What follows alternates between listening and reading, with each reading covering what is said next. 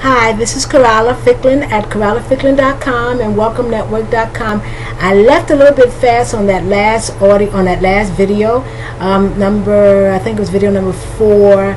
Looking at those verbs which entered into the English language prior to 900, and I'm just going to go back to looking at the verb to understand. A very important verb in the English language. It basically has one meaning. Yeah, it means to understand, to comprehend. Okay, and let me just give you the conjugation. It's to understand, understood, and understood. Another verb which is important, somewhat important, to wear. Okay, to wear, wore. W-O-R-E. It sounds like guerra, la guerra, no? Like war, like fighting, W-A-R. There's homophones, and worn, W-O-R-N, worn. Okay, another verb that is much more poetic versus than you really see it that much, because the verb you normally use is to cry but to cry now is regular, so that's why it's not here. It's cry, cried, except the only irregular, well, this is not even an irregularity. You change the Y to an I in its past tense, in its past participle. But the verb is to weep. You see that mostly you hear that in songs or in poetry, but it's weep, W-E-E-P, wept, W-E-P-T, and wept, W-E-P-T. But that verb is not being used that much. It might get lost. It might be lost after a couple generations more. The verb to win, W-I-N, past tense, won, W-O-N. It sounds just, it's a homophone to the number 1, O-N-E, but this one is spelled W-O-N. That's the past tense of the verb to win, and the past participle won, W-O-N. To wind, W-I-N-D. And you might say, but Coralla, I've seen that word before, and it's not pronounced wind, it's pronounced wind. It's a homograph.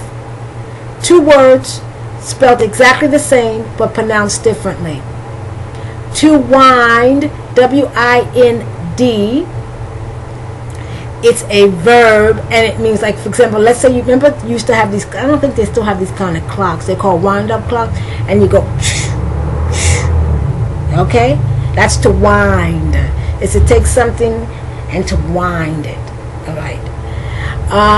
Wind is a noun, and that's viento, no wind. All right. The past tense is wound, W-O-U-N-D. And you might say to me, Coralla, once again, I've seen that word, W-O-U-N-D, especially in relation to war, like if they're talking about the Iraq War, the Afghan War, and it's not pronounced wound, it's pronounced wound. Once again, W-O-U-N-D is a homograph. Two words spelled exactly the same but pronounced differently.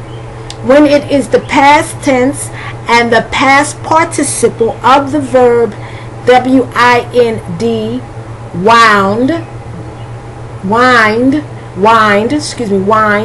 then it's pronounced wound, ound. Like that O-U is pronounced ound, wound. But when it is the present tense of the verb to wound, to hurt someone, that is to wound someone, W-O-U-N-D, a synonym to that would be to hurt. To hurt someone or to wound someone, that O-U is pronounced oo, wound. And if you don't understand, you should go into one of the videos. There's about 100 and something videos I've already done.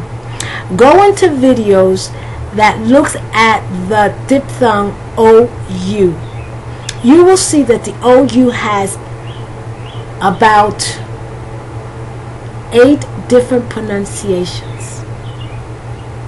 8 different pronunciations. So you have some words that are spelled with the OU and the pronunciation is ow, wow. You have the OU and the pronunciation is like ooh, like in wound. But you have the OU and the pronunciation is O, like in dough, D-O-U-G-H. This is how you get homographs in English. You have a diphthong or a letter. Same letter, but with different pronunciation. And if you have 2 different words spelled the same, but with the 2 or 3 different pronunciation of a diphthong or a letter, that's how you get homographs.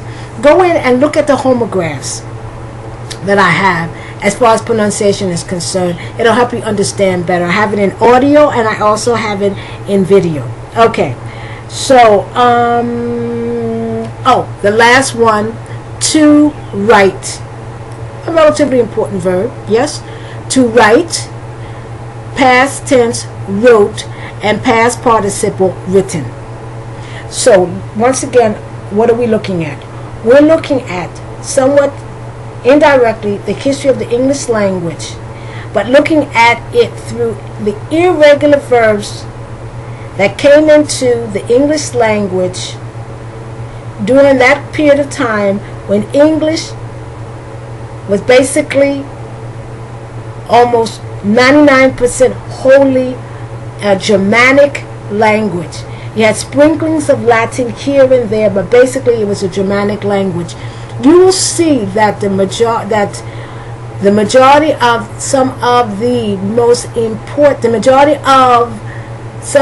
most important verbs of the English language came into the language prior to 900.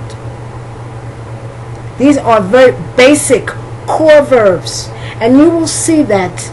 And if you look at all irregular verbs, or I should say all the verbs of English, especially all the core verbs of English, that is the most important verbs. Number 1, they're irregular, and number 2, they're Germanic versus Latin or Greek base, or ancient Greek base. Okay, so I'm going to do all the irregular verbs.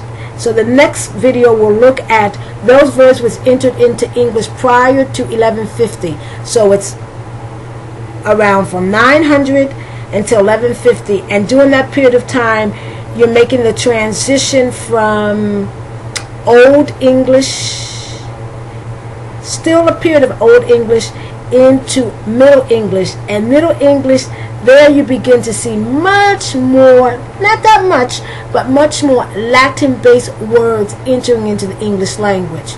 Number 1, the church is more important. Number 2, the scholars speak Latin as a lingua franco, as a universal language. That's what scholars speak with each other. And number 3, don't forget you have the Norman Conquest, 1066, and now England is a part of the empire run by, William the Conqueror, by his sons, Henry the First, Henry the Second.